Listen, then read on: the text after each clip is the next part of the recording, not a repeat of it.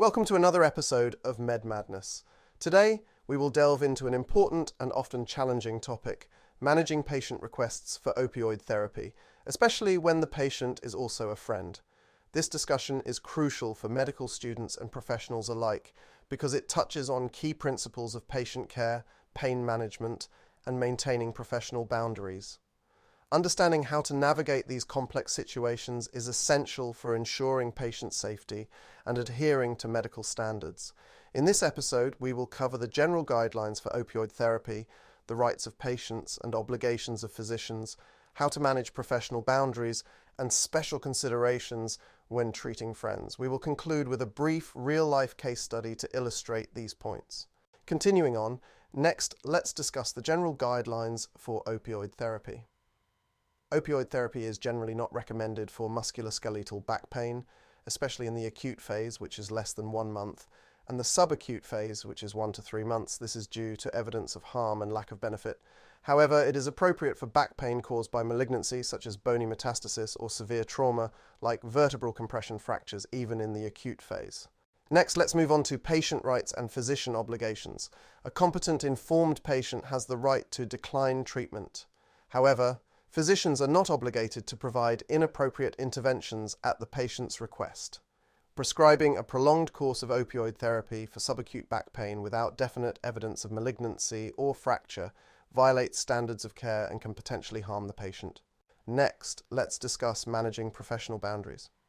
When treating a patient who is also a friend, it is crucial to establish professional boundaries to ensure standards of care and patient safety are not compromised by extraneous concerns, such as damaged friendships. Physicians should clearly communicate what treatments are appropriate and set conditions under which the therapeutic relationship can continue.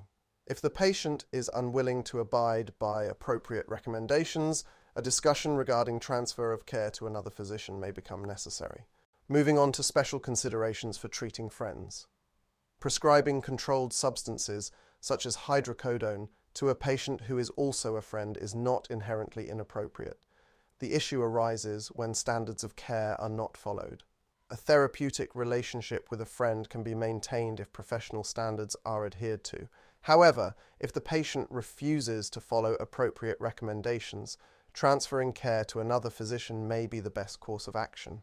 Finally, let's consider a real-life case study.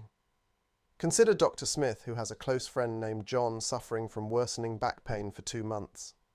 John declines further diagnostic evaluations, fearing bad news, and requests opioid therapy for relief. Dr. Smith, aware of the guidelines, explains the risks and lack of benefit of opioids for subacute musculoskeletal pain.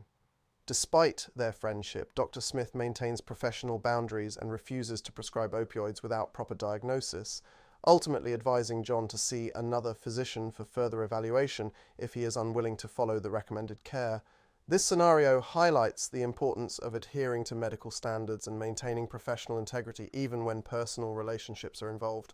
In summary, managing patient requests for opioid therapy, especially when the patient is also a friend, requires adhering to professional standards and ensuring patient safety. It is crucial to understand the general guidelines for opioid use, respect patient rights while maintaining physician obligations, and set clear professional boundaries. If necessary, be prepared to transfer care to another physician. Thank you for listening to this episode of Med Madness. Remember to engage with the pre- and post-podcast quizzes and use the Anki flashcards for effective study. Stay informed and stay safe. Until next time. For more lifelike voices, higher character limits, and dubbing content in other languages, head to 11labs.io.